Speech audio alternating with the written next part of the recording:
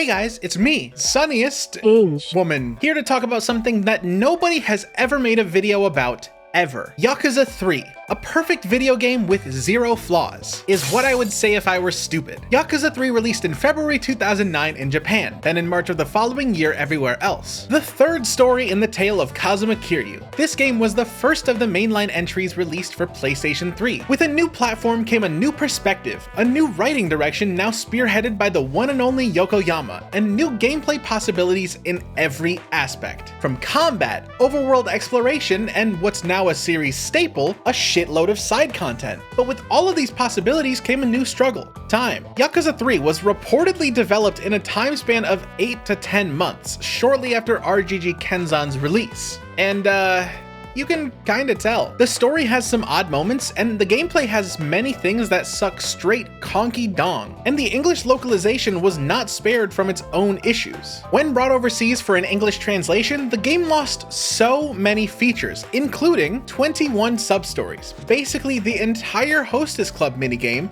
Mahjong, Shogi, the massage minigame, and least surprisingly, a quiz game called Answer X Answer, which seems to be like a trivia game with like thousands of questions. Add that on top of the early 2000s translation junk, like the classic Jelly Donut, or in Yakuza's case, the Fuma family, and you end up with a game with an already divisive story, now with an outdated translation and also missing content. Clearly, something needs to change here. And we were in luck, because in 2018, Yakuza 3 Remastered was released for the PlayStation 4, then being released for all platforms soon after. This was the exact thing Yakuza 3 needed: a graphical upgrade while still maintaining the gameplay charms of the original, correcting the translation to match the modern quality, and finally, bringing some of that cut content to the West for the first time ever. At least, that's what it should have been. Yakuza 3 Remastered may look like Yakuza 3 with improved graphics, but it is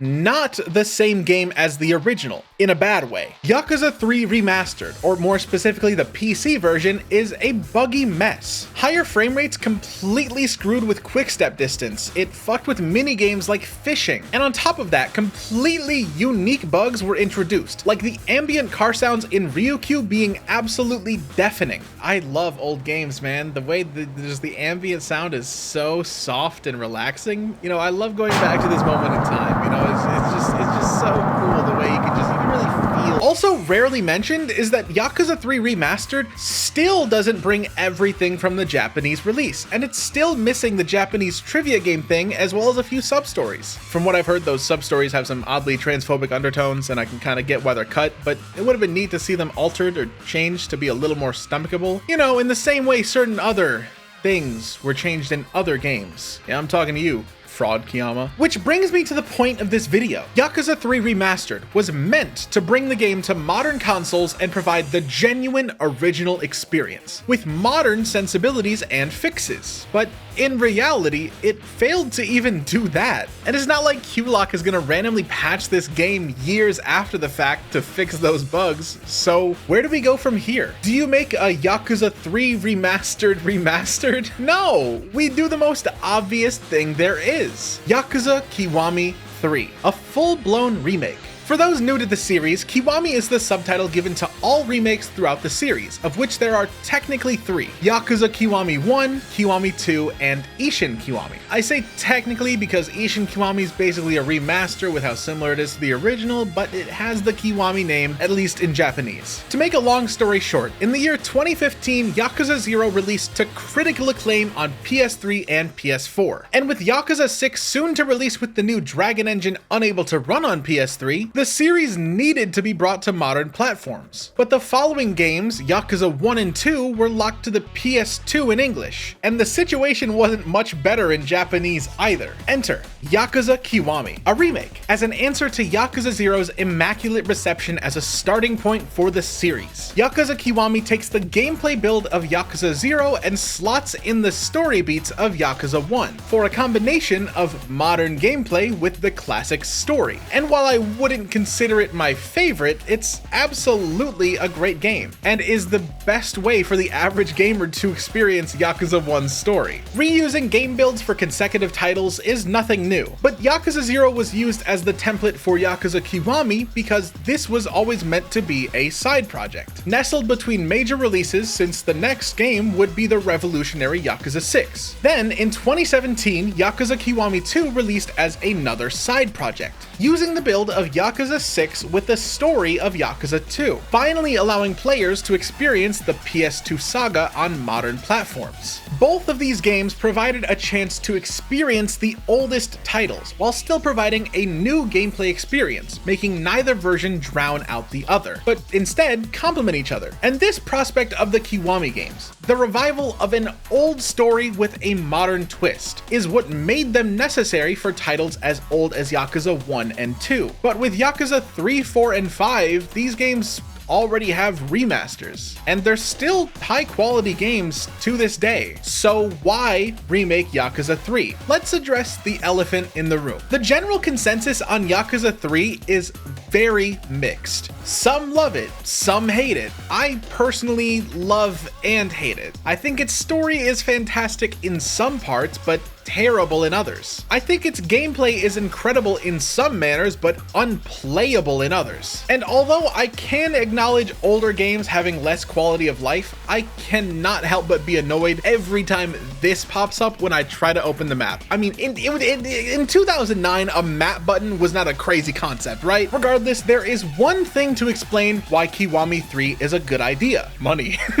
Fans of Yakuza 3 would be interested, haters of Yakuza 3 would be interested, people who flat out avoided Yakuza 3 would be interested. With such a demand, why would Sega and RGG ignore that? Yokoyama himself has stated in the past that Kiwami 3 was inevitable, and although this was during an April Fool's livestream, Yokoyama is a massive fucking troll and lies a lot. On top of that, Yakuza 3 is the first mainline game with him as the sole writer credit, and he probably wants this game to be played by as many people as possible. This one's his baby. His weird, deformed little baby. That brings us to this moment in time, September 2025, where the most discussed topic in the Yakuza community is the idea of a Kiwami 3 announcement at this coming RGG Summit. There are some people who are entirely against the idea of remaking Yakuza 3, and others who simply refuse to play Yakuza 3 in any capacity, whether it be age, accessibility, or simply not enjoying it after trying it. I personally love Yakuza 3. I've played the remastered version to nearly 100% completion, and in preparation for this video, I even played my fair share of the original PS3 release. I find its combat enjoyable in some aspects, and its story is incredible, but only sometimes. Adding that to the lack of features from a game released nearly 2 decades ago, and what you have isn't exactly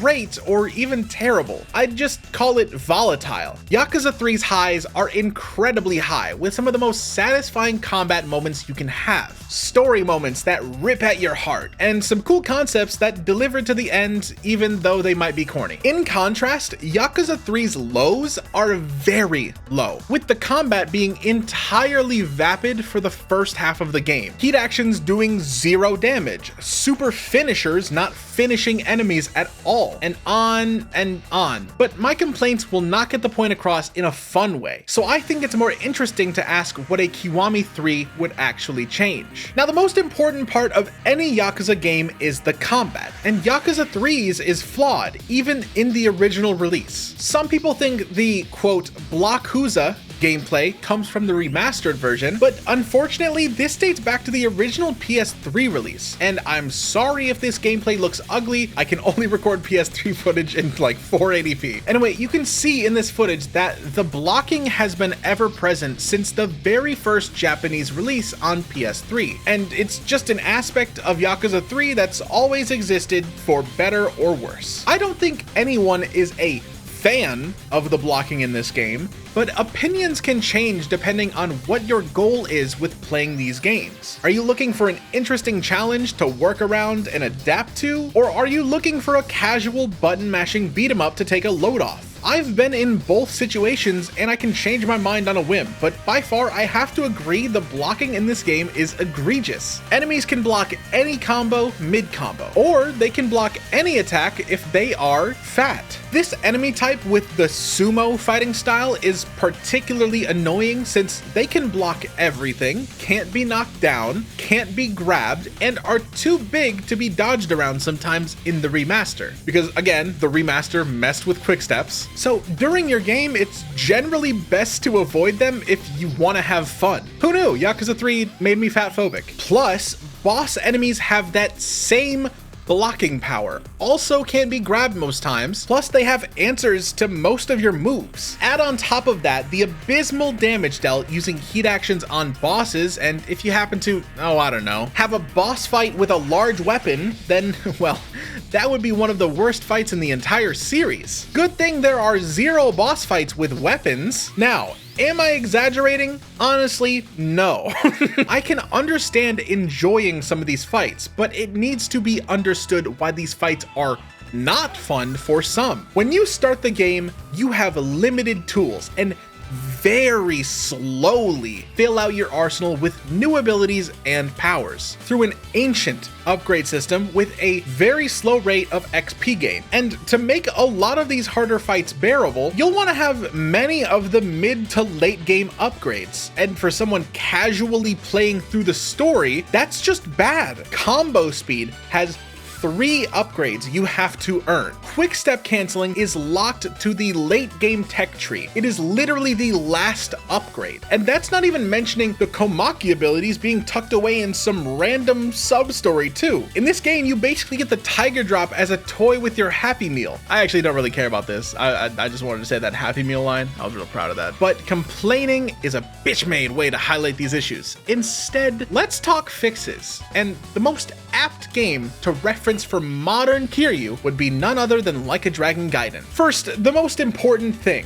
Make the enemies block a little bit less. And I say a little bit because the modern games provide more tools for guard breaking. But hitting an enemy with their guard down should not be impossible. For example, in Like a Dragon Gaiden, you have charged light attacks taken from Beast style, and the charged triple heavy finishers. Considering Kiryu's Dragon Engine combat no longer allows you to fly all the way around enemies from a dodge, you need to be able to have a respectable face-off with larger enemies without playing Tiger Drop Chicken. Another added bonus of more realistic animations is that enemies can't turn on a fucking dime when you attack from behind. 3 cheers for Kiryu backshots! Now, it's also important to break down Kiryu's combat properties, more specifically his attack speed and his attack power. I know I'm not alone in this, but oh my god, please do not bring back combo speed upgrades. They were never good and will never be good. Say what you want in response to that, but I prefer to have the combat be fun the entire game and the ability to learn combos as early as I can. Not like 11 chapters into a 12 chapter game. I think these upgrades have been absent since like Lost Judgment, and not a single person under the sun cared they were removed. I just have this fear that since we're going back in time to Yakuza 3, they're gonna think, oh, you know what we should do? We should bring back that really stupid upgrade. Please, don't do it. I think more obvious than attack speed is we need regular damage numbers. Every fight in Yakuza 3 takes so fucking long. And this is coming from someone who plays almost every modern Yakuza game with 0 damage upgrades because I like my fights to be longer. And even I hate Yakuza 3's fight times. With that being said, even adding the damage upgrades into the upgrade list, like in Gaiden, is the simplest solution to allow for a customized experience. That, plus gear with stat boosts, would allow for anyone to play how they like. Again, I need to clarify, enemies shouldn't die in a single hit. I want them to survive long enough that I can do cool combos. But heat actions should be dependable for finishing enemies in a snap. When I do a heat action, it should do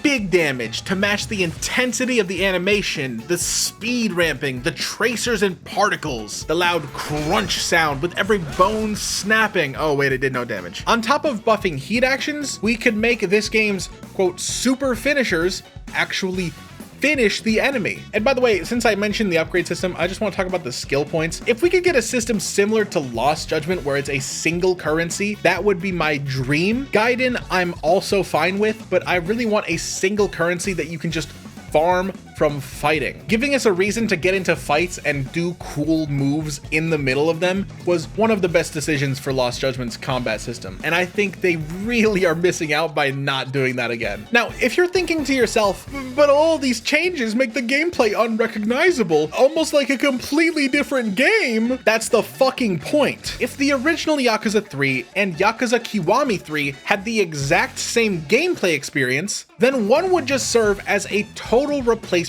for the other. But when they're distinct, they both have their own highs and lows. If you enjoy wall bounding combos or some of the classic boss fights or even missing Tiger Drop at point blank range, are you fucking kidding me? Then you can play the original. But if you enjoy juggle combos, funny ragdolls, and pretty sparkly colors on your screen, then you can play Kiwami 3. Both of them exist in their own bubble, with the Venn diagram only crossing over in the story. And on that note, we should talk about the story. Yakuza 3's story is iffy, and I honestly don't like it. You might love it or hate it, but it doesn't matter because Kiwami 3 will do nothing to change your opinion. The Kiwami games have essentially changed nothing about their games' stories. Sure, in Yakuza Kiwami we had an added prologue bit and added Nishiki scenes, and in Kiwami 2 we had the removal of Shinseicho, but in general the stories were identical. In terms of Kiwami 3, there is one change I think we could see in this style. Yakuza 3 features sub-stories with main story characters like Rikia and Haruka, where you basically have full-blown missions and entirely animated cutscenes, because apparently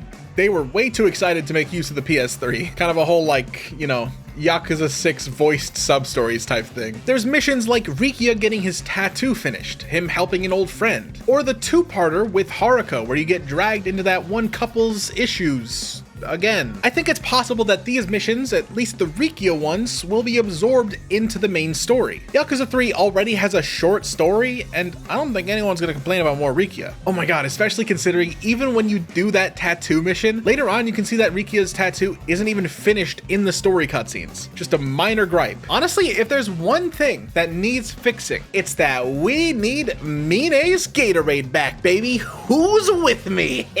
Be sure to like and subscribe, and also comment down below, hashtag release the Gatorade cut. All jokes aside, there are possibilities of maybe altering some scenes where certain characters die, because this game has a lot of deaths that were eventually retconned, so they could either try to change the deaths to be more vague or just go the even funnier route and still make them die. All I'm saying is maybe he did not get shot in the head. I think his head just did that personally. Okay, I gotta stop talking about this game's story or I'm gonna say some very hurtful things. Let's talk the Dragon Engine. With how gorgeous recent Yakuza games have been, it's hard to not be optimistic for what Kiwami 3 could look like. I mean, this does not come from a place of dislike toward the original game, but being able to experience an interesting story like Yakuza 3's and really appreciate the world, the characters, and the gameplay of a reimagined Okinawa would be amazing. Imagine waltzing down the streets of Ryukyu. Your ears are not bleeding from the noise. Civilians are using the footpaths. The main street is filled with cars that can now actually hit you. God, imagine the ice cream sub-story for just a second. Maybe Ryukyu has some expansion to make it more square or rounded and not a glorified hallway. You can enter the public market seamlessly. Enemy encounters aren't jump scaring you at every corner. And the Okinawa sun beams down on a happy little town. It goes without saying that Okinawa and Hawaii have a lot in common climate-wise. I've even seen Okinawa called the Hawaii of Japan. Not sure I can verify that's a real phrase, but you get the idea. They're both subtropical archipelagos to the southwest of a larger landmass. And I think it's the most obvious course of action that RGG can reuse so many assets from the Hawaii games. We have the beautiful Waikiki Beach that could be used to build up a new Morning Glory beach. We have the sudden bursts of rain called squalls introduced in Infinite Wealth, and guess where else they experience these? There is so much material introduced in Infinite Wealth just begging to be reused in Okinawa? And also, how would quality of life be improved? Yakuza 3's story has you constantly going between Kamurocho, Morning Glory, and Ryukyu. But Kamurocho and Ryukyu only have 3 taxis each. Sure, you might say, but Ryukyu has the Velo taxis because blah blah, they have less taxis in Okinawa or something. And you know what I say to that? In Like a Dragon Ishin, there are palanquins in all of the areas of the main map, and those can take you to all areas. And even in RGG Kenzan, the game before this one, you have up to 4 palanquins you can have in the map. There are somehow more fast travel options in the 1600s. To fix this, on top of putting maybe 2 or 3 more taxis in Ryukyu and placing a ton more in Kamurocho, the biggest change to help fast travel is to implement the latest system used in the Hawaii games. Just let me select a taxi on the map and immediately travel to it. That's literally it. It saves time crossing the city, and you even have the phone app so you can fly between areas quickly too. And speaking of traveling through areas, let's talk about Purgatory. To reach the Coliseum, you need to walk through the West Park restroom and enter the Kamurocho Hills site. Now, once you're in, you have to cross the entire massive empty construction site with literally nothing there. And then once you've entered Purgatory, you walk all the way to the Coliseum entrance and you can finally fight. But don't forget, once you're done, well, you gotta do it all again. Add that to the low taxi count, and a walk from the Millennium Tower to the Coliseum is torture. Even if you don't put a fast travel point there, maybe give us a sewer grate like later games, or a gun. And looking past quality of life, there's so many gameplay tools that can be used in a new context. Like, what about the cooking system from Pirate Yakuza, but instead of cooking for your crew, you cook for the kids and receive little bonuses for it. Or maybe introduced a family trust meter like how Haruka has her own trust meter. Maybe you can actually use the fish you get from fishing to make meals out of. And speaking of fishing, maybe you can now swim in the water in front of the orphanage and pick up little items, vegetation, small fish, clean up trash. Then for catching larger fish, why not go out in a boat like in Yakuza 6 and cast out from there? Okinawa has a huge fishing presence, and oh my god, please add more fishing related stuff. This is literally just me asking because I love anything fishing related and I am totally biased on this. And what about the crafting system? The old inventory style where it's always cluttered with garbage. Yakuza 3, 4, and 5 always fill your inventory with useless crafting materials, but the latest games let you basically hold as many materials as you want. And what about Kamiyama Works? Kamiyama has a ton of neat weapons he can make, and adding more weapons from the modern entries would really help fill out his catalog and make it more engaging to interact with his shops. Plus, that whole trash collection thing on the beach could allow you to get some random materials in the water, or maybe get lucky and get something super rare in a sand pile. These are all theories, but I think it's important to remember the things that made Yakuza 3 interesting and think about making them interesting again today. Anyway, in the end, I don't hate Yakuza 3. It just happens to be the Yakuza game that I love the least. Not counting the Majima Saga, but we don't talk about the Majima Saga. I really hope that Kiwami 3 learns from this game's issues, but doesn't swing the pendulum the opposite way. I don't want Kiwami 3 to be ultra easy. I want it still to be hard in its own way. Just make enemies block just as much as Gaiden, or maybe make heat actions do a little bit more damage, and also make the enemies actually attack you instead of standing there blocking air particles the entire fight. Yakuza 3's combat isn't hell, it's just not good design philosophy that you can only enjoy it once you have all the upgrades. Playing without upgrades in Yakuza 3 isn't okay like other games. It's just bad. Having no upgrades makes the combat bad, and that's a core failure on the game's part. Don't get me wrong, I like Yakuza 3. It's a great game, but only if you focus on a very small part of it and not the massive gaping holes strewn about. Even though it isn't the first PS3 Yakuza game, it made some of the most influential decisions that left impact on the series to this very day. And the reason Yakuza 3 is never brought up in conversations is because it can be easy to forget that so many classic features were born in Yakuza 3. Yakuza 3 introduced karaoke, golf, bowling, pool, fishing. It expanded finishing holds. It gave us Morning Glory, and although they were limited, it even gave us dynamic intros. The unfortunate side effect to all of these great features is that they all became a must for every other game, and thus they were no longer unique. This is also unfortunately one of the many reasons people are willing to skip out on this entry despite its unmistakable story importance. Yakuza 3 is full of golden experiences that every Yakuza fan should witness. The original is never going to be replaced. We'll always have ugly Daigo, Haruka slapping the shit out of Mine. I'm actually impressed he didn't die here, those hands are massive. Anyway, thank you for listening to me yap about Kiwami 3. On that note, I think this is the official rite of passage into becoming a Yakuza YouTuber, and we'll see in about a week what game they announce at the 20th anniversary RGG Summit. As always, let me know your thoughts on anything said in this video. Be sure to also let me know how annoying I was. I know I can be super opinionated, but I'm making this video from a point of admiration for Yakuza 3 and a feeling of hope for its future. Be sure to subscribe if you want to see more yapping about the Yakuza games or some general analysis. And I gotta say a massive thank you for all the feedback on the recent videos. So many of you have left such kind comments and they really do make my day. But I guess I'll be seeing you all a week from now when we get the good news. Hopefully it's good news. And other than that, it's been your girl. Bye bye.